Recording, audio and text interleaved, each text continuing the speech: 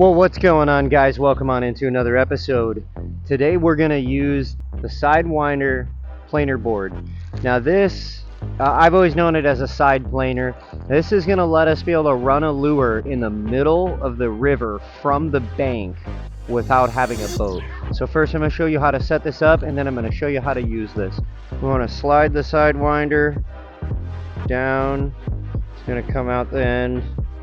Pull that guy through. So that's the first thing that we want to do, is just put the Sidewinder on the line, okay? Now, because this could slide off if our line breaks, we're going to do something to prevent that from happening. First, we're going to put a bead on, slide that bead on there. I'm going to put this bobber stopper on here. And what's going to happen, so we just slide the bobber stopper through there, we pull the stopper through the line, and it gets applied to the line.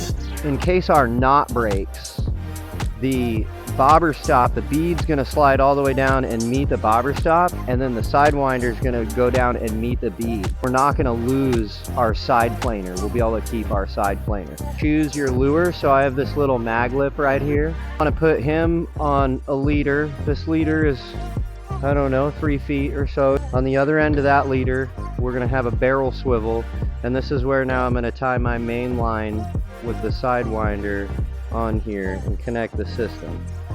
Okay, so the side planer, you're going to definitely want to make sure that you locate some current. As you can see here, I've got some current going on. The front of the side planer right here, we have to turn. You can see this turns, okay? And we have to turn it for the angle that we're trying to work with. The side planer is going to sit on the surface like a boat, kind of, right? But it's going to sit sideways because it's going to grab that current.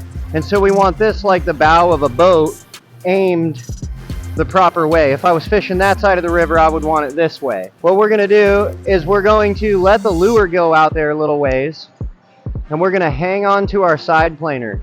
We're going to let that lure go down the river, let it out a little bit more.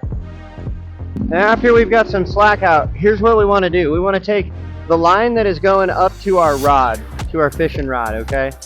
And we're going to take it, we're going to put it through this little rubber guy right here and just slip it in there nice and tight, okay?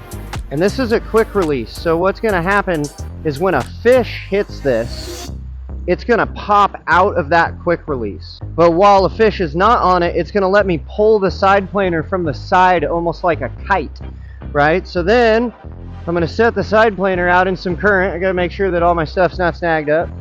There we go. And see how the side planer starts grabbing the current?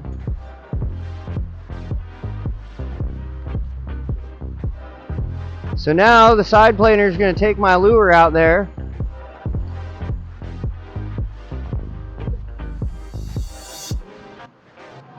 Here we go. There we go.